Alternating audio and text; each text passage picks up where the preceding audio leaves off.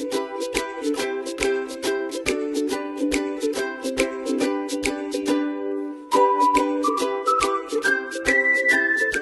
boys and girls, my name is Patricia and I work in Adare Library.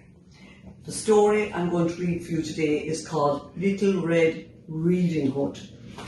It's written by Lucy Rowland and illustrated by Ben Mantle.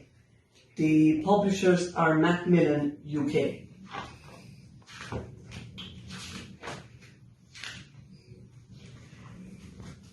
Little Red Riding Hood loved reading books, always curled up inside crannies and nooks. She read in the bathroom, she read on the porch, she read late at night by the light of a torch.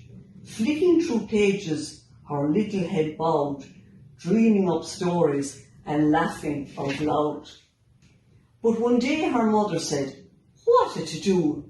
Red, this old library book's long overdue. You must take it back to the library today.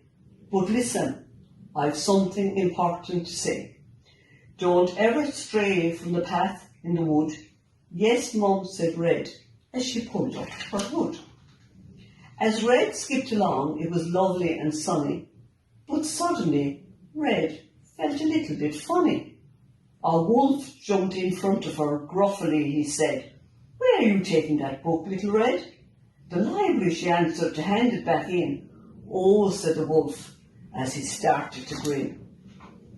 The wolf licked his lips, and he had a good hunch that Little Red Riding Hood might do for lunch. He thought, "She looks tasty, a flavoursome treat, and maybe I'll read her book after I eat." The wolf had a plan, so he said with a smile, "But why don't you stay here and read for a while?" Red was quite tempted. Her book was so good. So she strayed from the path and she sat in the wood. 10 minutes, she said, as she started to read, and off ran the wolf at lightning fast speed. Now, books have all sorts of strange magical powers, and that afternoon Red was reading for hours. Meanwhile, at the library, what a barbarian! Wolf had tied up Mrs. Jones, the librarian.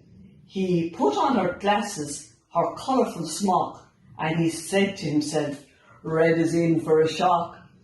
A few moments later, Red opened the door. "Come in," said the wolf, with a wave of his paw. Little Red Riding Hood put her book down and looked at the wolf with a bit of a frown. "Are you quite well, Mrs. Jones?" she inquired. "You look a bit different today. Are you tired?" Red gasped, "What big eyes!" And then the wolf with a sneer said, "Yes, all the better for reading, my dear."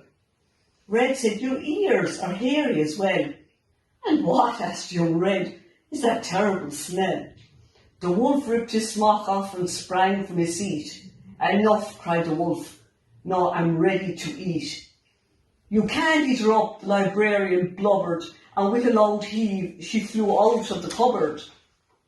"That's just an obvious ending," she sighed. "We've heard it before. You at least could have tried." "The wolf eats the girl up. Well, that's nothing new." What? The wolf puzzled. "But that's what wolves do. Wolves are the bad guys, it says in my book." Little Red Riding Hood gave him a look.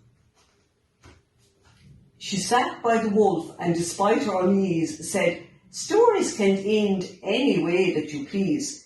"You don't like an ending," Red Riding Hood said. "Then change it, arrange it again in your head. Just switch it and stitch it up some other way." The wolf nodded slowly and whispered, "Okay." He thought for a moment. "A book of my own." And this time the wolf won't end up all alone. He picked up a book about shoemaking elves, then started to chuckle and searched through the shelves. "I found it," he shouted, and danced a few jigs, then borrowed a book about 3 little pigs. Little Red Riding Hood walked through the wood, the moon shining down on her little red hood. She curled up that night with a book in her hands and dreamt of huge dragons and magical lands. For while leaving footpaths should never be done, straying from stories is all sorts of fun.